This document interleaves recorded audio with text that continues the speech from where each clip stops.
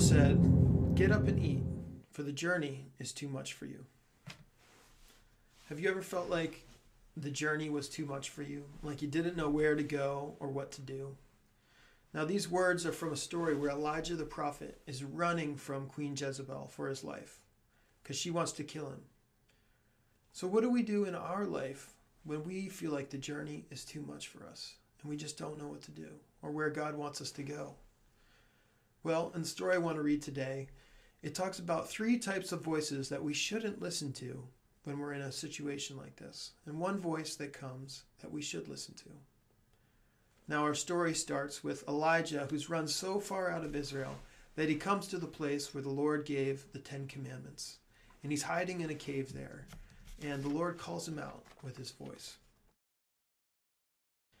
Then God said, "Go out and stand on the mountain before the Lord." And behold, the Lord passed by, and a great and strong wind tore into the mountains and broke the rocks in pieces before the Lord. But the Lord was not in the wind.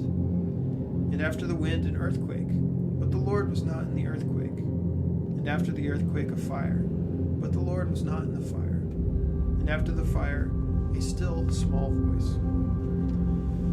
Now in this story, the Lord goes on to tell Elijah that exactly what he has to do. But it was only after he listened to that still small voice. So what is that still small voice in our life that knows exactly what we're supposed to do? Well, first let's take a look at 3 voices that we're not supposed to listen to. The first of these is the earthquake. Now, an earthquake represents a life-changing decision or an earth-moving decision. Have you ever thought that maybe you could solve your problem by deciding never to eat anything but vegetables for your diet?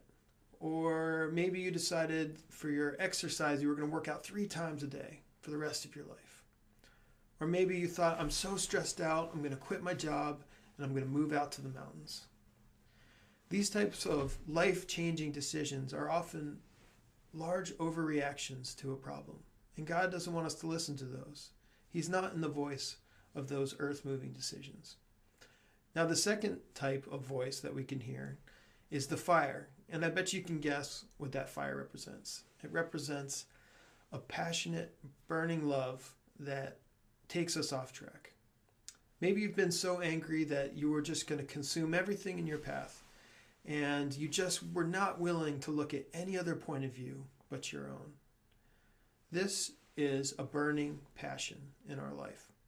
Another type of these burning passions is an attraction, where you think that if you can get this one thing, or if you can get close to this one person, that it would solve all your problems.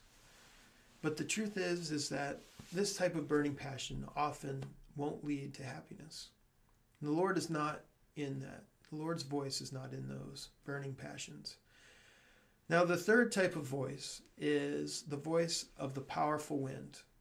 Now, the powerful wind represents a powerful idea in our life.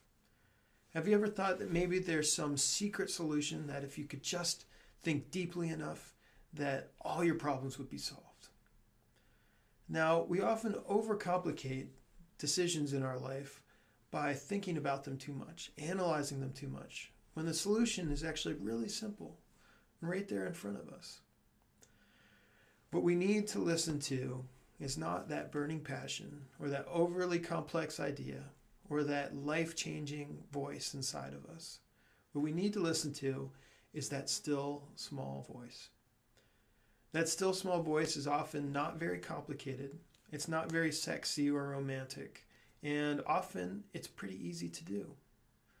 The Lord sees that so often in our life we want to overcomplicate it or romanticize it or to make some goal so much bigger than ourselves that we're never really going to get it done. The Lord wants us to get quiet and just listen to that simple thing right in front of us that we know we need to do.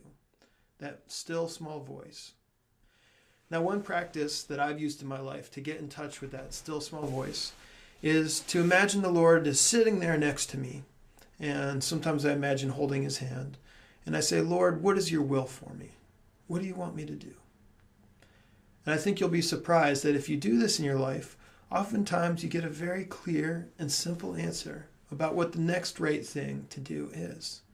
You get to hear that simple, still small voice guiding you where you should go. In this story, the angel said to Elijah, "Stand up and eat, for the journey is hard." If we are willing to turn to the Lord, He can give us that still small voice. The Lord knows that the journey can get really hard, but if we're willing to listen to Him and follow His path, He can show us where to go. And like Elijah, we can hear that still small voice and